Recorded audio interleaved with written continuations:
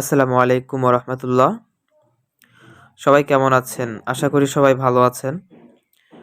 লাইভে আসার মূল যেই সাবজেক্টটা হচ্ছে সেটা হচ্ছে একটা মেয়ে কোরআন নিয়ে কোরআনের কোন আয়াতের মধ্যে লেখা আছে যে নারীদেরকে পর্দা করতে হবে, এটা নিয়ে উনি অনেকটাই বাড়াবাড়ি করতেছিল। তাই আগে ওনার বক্তব্যটা একটু শুনে আসবো আমরা। নারীদের বোরকা শরীফের কোন আয়াতে লেখা আছে, কোরআন শরীফের কোন আয়াতে লেখা আছে যে নারীদের বোরকা পড়তে হবে? যদি আয়াতে কোরআন শরীফের মধ্যে, আমি হাদিসের কথা বলছি না, কারণ হাদিস মানুষের তৈরি, ফেক, বানোয়াট, জাল হাদিস। তো আমি কোরআনকে সবচেয়ে বিশ্বাস করি। আর এখন কোরআনের মধ্যে, ছাপাইখানার মধ্যে কোরআনের মধ্যে ভেজাল করে ফেলছে। সহি শুদ্ধ। শুনেছেন আপনারা মেয়েটা কি বলল, যে এই যে স্ক্রিনে দেওয়া যে মেয়েটা, যে কোরআনের কোন আয়াতে লেখা আছে হাদিস নাকি ফেক, জাল, মানুষের তৈরি। হ্যাঁ, অবশ্যই কোরআনের আয়াতে লেখা আছে মেয়েদের পর্দা সম্পর্কে অবশ্যই লেখা আছে সূরা আহজাব, আয়াত নাম্বার হচ্ছে ৫৯। আশা করি সবাই গিয়ে দেখে আসবেন কোরআন শরীফটা খুলে, উজু করে সুন্দর করে কোরআন শরীফটা খুলে দেখে আসবেন সূরা আহজাব আয়াত নাম্বার ৫৯। আর এই যে মেয়েটা, স্ক্রিনে দেওয়া যে মেয়েটা, এই মেয়েটা যে কথাগুলো বলল, ঠিক আছে?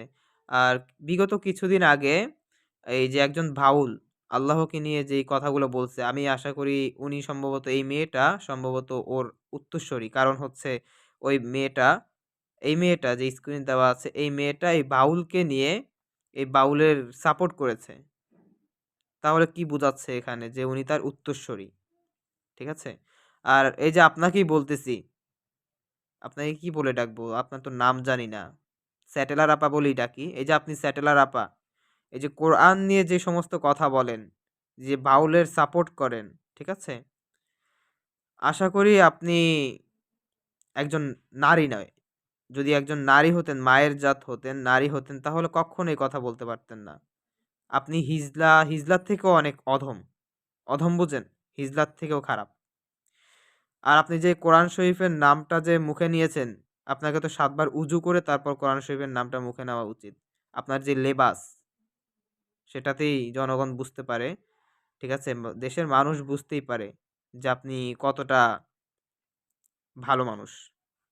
যাই হোক, নেক্সট টাইম থেকে যদি আর কখনো যদি আপনি কোরআন নিয়ে যদি এই ধরনের কথা বলেন অথবা কোরআন নিয়ে বিবেচনা করেন, আপনার মধ্যে কি আছে এমন যে আপনি কোরআন নিয়ে, কোরআন সম্পর্কে এত কিছু উল্টাপাল্টা কথা বলতে যাবেন? কোরআনের কোন আয়াতে লেখা আছে এমনকি আবার বলতেছেন আপনি হাদিস নাকি জাল, মানুষের তৈরি, ফেক।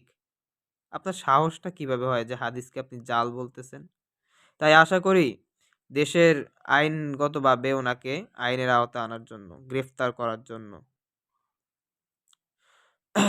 ধন্যবাদ সবাইকে।